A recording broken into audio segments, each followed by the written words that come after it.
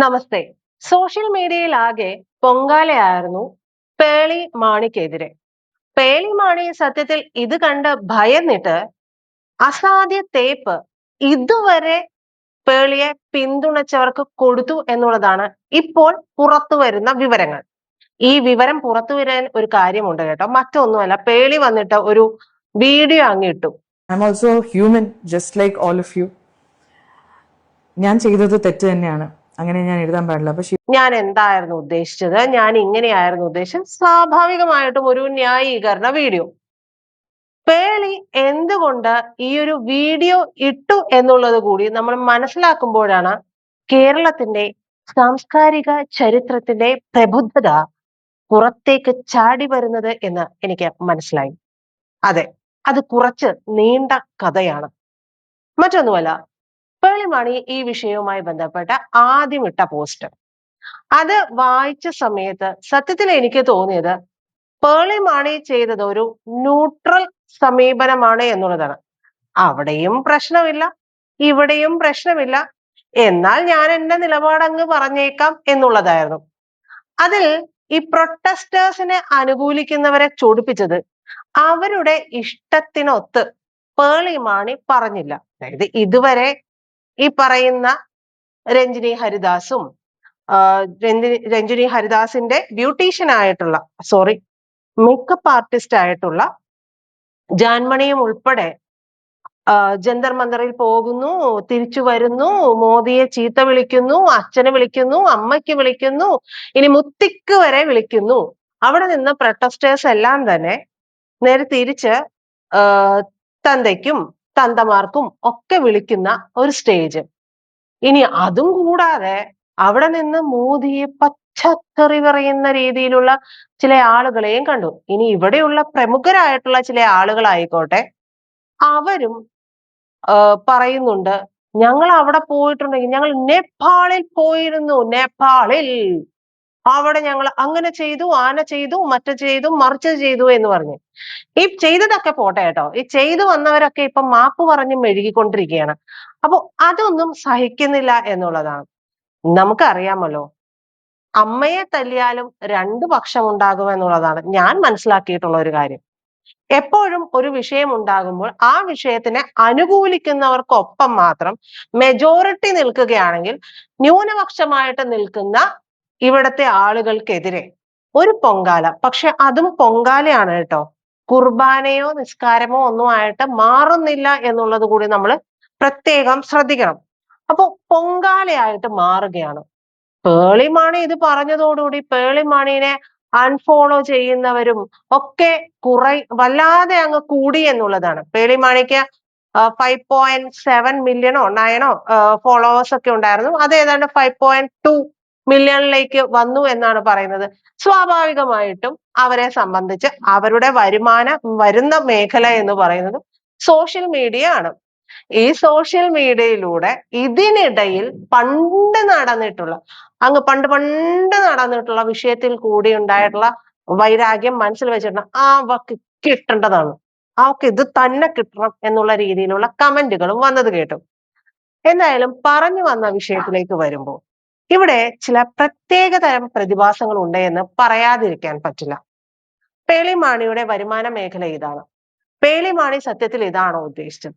പേളിമാണിയെ സത്യത്തിൽ ഞാൻ ഇതുവരെ ഫോളോ ചെയ്തിരുന്നില്ല, പക്ഷെ ഈ വിഷയത്തിന് ശേഷം ഞാൻ ഫോളോ ചെയ്തു എന്നുള്ളതാണ്. എനിക്കും വലിയ ഫോളോവേഴ്സ് ഒന്നും ഉള്ള ആളല്ല. പക്ഷെ എന്റെ വ്യക്തിപരമായിട്ടുള്ള ഒരു അഭിപ്രായത്തിൽ പേളിമാണി ആദ്യത്തെ പോസ്റ്റ് ഇടുന്നു, അതിൽ കാവി നിറം എന്നുള്ളത് വരുന്നു.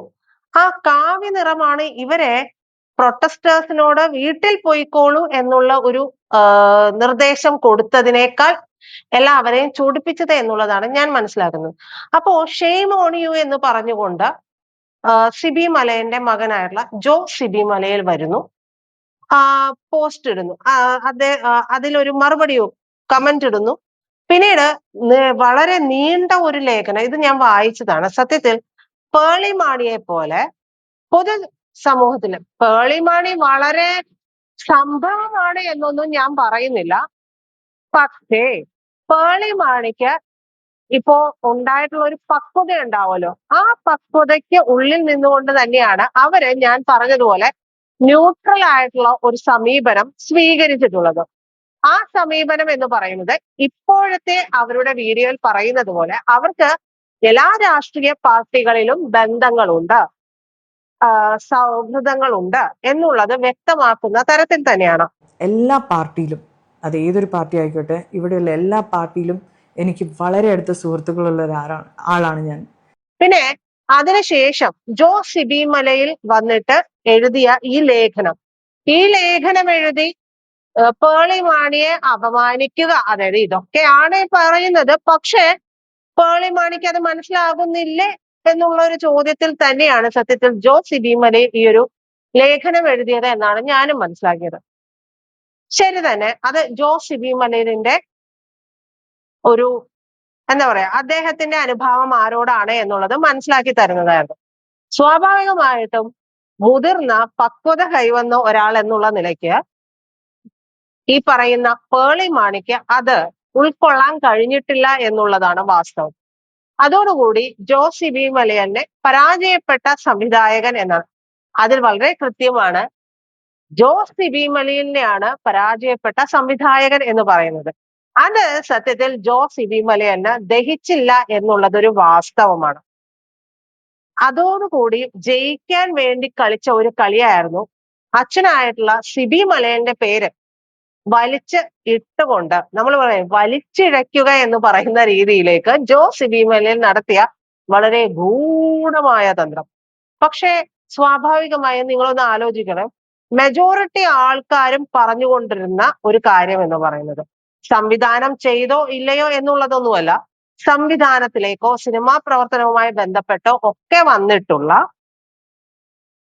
അതിന്റെ ഭാഗമായി പ്രവർത്തിച്ചു കൊണ്ടിരിക്കുന്ന ഒരാൾ തന്നെയാണ്. അതായത് സ്വന്തമായിട്ട് ഒരു മേൽവിലാസം, ഇനിയിപ്പോ സിനിമ ചെയ്തോ അല്ലെങ്കിൽ ചെയ്യാൻ പോവുകയാണോ എന്നുള്ളത് പോലും, അതിൽ പോലും സ്വന്തമായിട്ടൊരു മേൽവിലാസം, അതെ ഞാൻ പരാജയപ്പെട്ടു, പക്ഷെ പരാജയപ്പെട്ടുവെങ്കിലും ഞാൻ അതിന്റെ മേഖലയുമായി ബന്ധപ്പെട്ട് നിൽക്കുന്നയാളാണെന്ന് ആർജവത്തോടെ പറയാനായിട്ട് ജോയ്ക്ക് കഴിയുന്നില്ല. ആ വിളി, പരാജയപ്പെട്ടവൻ എന്നുള്ള വിളി ജോയിനെ വല്ലാതെ അങ്ങ് ഹേർട്ട് ചെയ്യുന്നത് സ്വാഭാവികമാണ്. അത് പക്ഷെ കൊടുത്തു വാങ്ങിയതാണ്. പേളി മാണി എന്ന് പറയുന്ന വ്യക്തി പേളി മാണിയുടെ അഭിപ്രായം പറയുമ്പോൾ പേളി മാണിയെ പോയി തിരുത്തേണ്ട ആവശ്യമുണ്ട് എന്ന് എനിക്ക് തോന്നുന്നില്ല. ഒരുപാട് പേര് ഇതിനെ അനുകൂലിച്ചു കണ്ടു. ഇപ്പോൾ ഇത് പറയുമ്പോൾ പോലും ഭൂരിഭാഗം പേർക്കും ഇഷ്ടപ്പെടില്ല. കാരണം നീറ്റുമായി ബന്ധപ്പെട്ടുള്ള വിഷയത്തിൽ നമ്മൾ വിചാരിക്കുന്നതിനേക്കാൾ വലിയ രാഷ്ട്രീയമുണ്ട് എന്ന് കരുതുന്ന ഒരാളാണ് ഞാൻ.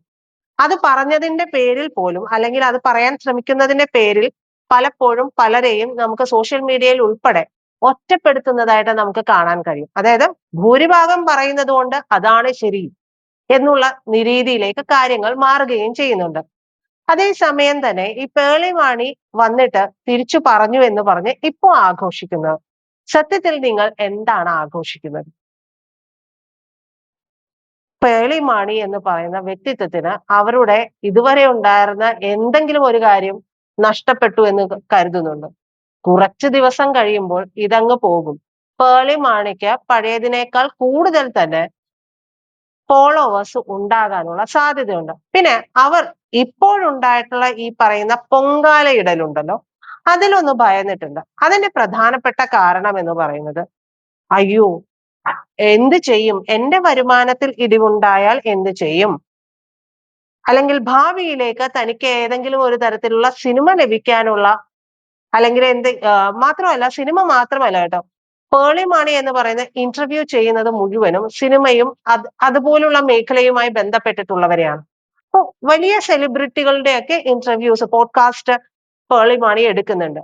അപ്പോ ഇതിൽ ഏതെങ്കിലും ഒരു തരത്തിൽ വിഘാതം വന്നാൽ അവരുടെ തൊഴിൽ മേഖല മുടങ്ങിപ്പോകും, അവിടെ ഒരു പ്രശ്നമുണ്ടാകും, ബുദ്ധിമുട്ടുണ്ടാകും എന്നുള്ളത് തന്നെയാണ് പേളി മാണി ഇപ്പോൾ വന്നിട്ട് ഈ ഒരു കാര്യം പറയാനുള്ള പ്രധാനപ്പെട്ട ഒരു കാരണമായിട്ട് എനിക്ക് തോന്നുന്നത്. പിന്നെ ഒരുപാട് പൊങ്കാല അവർ സഹിച്ചു. അപ്പൊ സ്വാഭാവികമായും ഒരു മനുഷ്യജീവി, അവർ പറയുന്നുണ്ട് ഞാനും ഒരു ഹ്യൂമൻ ബീയിങ് ആണ് എന്ന് പറയുന്നുണ്ട്. അപ്പോ ഒരു മനുഷ്യജീവി എന്നുള്ള നിലയ്ക്ക് അവരോട് പെരുമാറേണ്ടത് അത്യാവശ്യമല്ലേ? ആ ഒരു പരിഗണന കൊടുക്കേണ്ടതും അത്യാവശ്യമല്ലേ? നിങ്ങൾക്ക് ചിലപ്പോൾ പ്രൊട്ടസ്റ്റേഴ്സിനോട് അനുകമ്പ ഉണ്ടായിരിക്കാം, അവരെ അനുകൂലിക്കുന്നുണ്ടാവാം, ഒക്കെ ഉണ്ടാവാം. അങ്ങനെയെങ്കിൽ ഇപ്പുറത്ത് പ്രധാനമന്ത്രിയെ ഇത്രയധികം മ്ലേച്ഛമായ രീതിയിൽ പറയുകയും ഒക്കെ ചെയ്തിട്ടും നിങ്ങൾക്ക് അതൊന്നും മനസ്സിൽ തട്ടിയില്ലല്ലോ. അത് ഏത് പാർട്ടിക്കാരനാണെന്നോ ഏത് സംഘടനയുടെ ഭാഗമാണെന്നോ ഒന്നും നമ്മൾ ആലോചിക്കേണ്ട. ആ പദവിയെയാണ് നമ്മൾ ബഹുമാനിക്കുന്നത്. ഞാൻ ഇന്നലെ ചെയ്ത ഒരു വീഡിയോയിലും പറഞ്ഞു, രാഷ്ട്രപതി ആയിക്കോട്ടെ, പ്രധാനമന്ത്രി ആയിക്കോട്ടെ, MLA ആയിക്കോട്ടെ, മന്ത്രിമാരായിക്കോട്ടെ, IAS ആയിക്കോട്ടെ, IPS ആയിക്കോട്ടെ, വ്യക്തിയല്ല, അവരിയ്ക്കുന്ന ആ പദവിയാണ് നമ്മൾ ബഹുമാനിക്കുന്നത്. അത് ബഹുമാനിച്ചുകൊണ്ട് തന്നെ വേണം നമ്മൾ ഇനിയുള്ള കാലത്ത് മുന്നോട്ട് പോകാനായിട്ട്. അത് ജെൻസി ആയാലും മില്ലേനിയൽസ് ആയാലും നമ്മൾ പറഞ്ഞു കൊടുക്കേണ്ട ഒരു കാര്യം എന്ന് പറയുന്നത് അതാണ്. അല്ലാതെ കൃത്യമായിട്ടും ഒരു രാഷ്ട്രീയത്തിന്റെ ഭാഗമായി നിന്നുകൊണ്ട് ഒരു വിങ് പറയുന്നതും ചെയ്യുന്നതും മുഴുവൻ തെറ്റാണെന്ന് സമർത്ഥിക്കാനുള്ള ചില നീക്കങ്ങൾ ഇവിടെ നടക്കുന്നുണ്ട് എന്നുള്ളത് നമുക്ക് ഒന്ന് ചുഴിഞ്ഞ് ആലോചിച്ചാൽ മനസ്സിലാവും. പിന്നീട് വരുന്ന ഇപ്പോഴുള്ള കാര്യങ്ങളെല്ലാം വളരെയധികം നറേഷൻസ് ആണ്. സ്വാഭാവികമായും ഇപ്പുറത്ത് നിന്ന് ഒരു ആരോപണം വരുമ്പോൾ അപ്പുറത്ത് നിന്ന് ഒരു പ്രത്യാരോപണം വരും, അല്ലെങ്കിൽ അതിനെ ന്യായീകരിക്കാനുള്ള കാരണങ്ങൾ ഉണ്ടായിക്കൊണ്ടേയിരിക്കും. പക്ഷെ അത് മാറ്റിവെച്ചുകൊണ്ടൊന്ന് ആലോചിച്ചു നോക്കൂ. നിങ്ങൾക്ക് അഭിപ്രായ സ്വാതന്ത്ര്യമുണ്ട്, നിങ്ങൾക്ക് പ്രൊട്ടസ്റ്റ് ചെയ്യാനുള്ള അവകാശമുണ്ട്. പ്രൊട്ടസ്റ്റ് ഉണ്ടാകുമ്പോൾ ഉണ്ടാകേണ്ടുന്ന എല്ലാ പ്രശ്നങ്ങളും അവിടെ ഉണ്ടായിട്ടുണ്ട്. മുത്തങ്ങ മുതൽ ഇങ്ങോട്ടേക്ക് എടുത്ത് നോക്കിയാൽ ഇതെല്ലാം ഇവിടെ സംഭവിച്ചിട്ടുണ്ട്. അപ്പോ ഇതെല്ലാം ഒരു പ്രൊട്ടസ്റ്റ് ഉണ്ടാകുമ്പോൾ അതിലേക്ക് മറ്റുള്ള ആളുകൾ, പലവിധ താല്പര്യങ്ങളുള്ളവർ നുഴഞ്ഞു കയറിയിട്ടുണ്ട്. ഈ നുഴഞ്ഞു കയറ്റത്തെ തുടർന്നുണ്ടായ പ്രശ്നങ്ങൾ ഉണ്ടായിട്ടുണ്ട്. അത് ലോകത്തെമ്പാടും ഇത്തരത്തിലുള്ള വിഷയങ്ങൾ ഉണ്ടായിട്ടുണ്ട്. അപ്പൊ അതിനെതിരെ ഒരു പക്ഷേ ഭരണകൂടത്തിന്റെ നീക്കങ്ങൾ ഉണ്ടാകാം. അത് പ്രൊട്ടസ്റ്റ് ഉണ്ടാകുമ്പോൾ കോടതി ഇന്ന് പറഞ്ഞത് പോലും വളരെ വ്യക്തമാണ്. പക്ഷെ അതിനെ വളച്ചൊടിക്കാം. വരികൾക്കിടയിലൂടെ വായിച്ചു നോക്കും. പീസ്ഫുള്ളി പ്രൊട്ടസ്റ്റ് നടത്തിയവർക്കെതിരെ ഒരു നടപടിയും ഉണ്ടാകില്ല എന്നുള്ളത് തന്നെയല്ലേ. നമ്മളത് നേരെ തിരിച്ചാണ് വായിക്കുന്നത് എന്നുള്ളത് മാത്രം. ഇനി പേളിമാണിയുടെ കാര്യത്തിലും ഇത്തരത്തിൽ തന്നെയാണ്.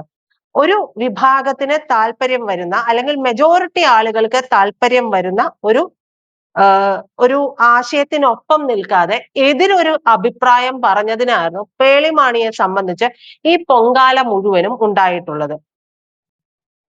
അതെന്തുകൊണ്ട് പൊങ്കാലയല്ലാതെ മറ്റു വാക്കുകളൊന്നും ഇവിടെ ഉപയോഗിക്കുന്നില്ല എന്നുള്ളത് കൂടി ആലോചിച്ച് നോക്കണം.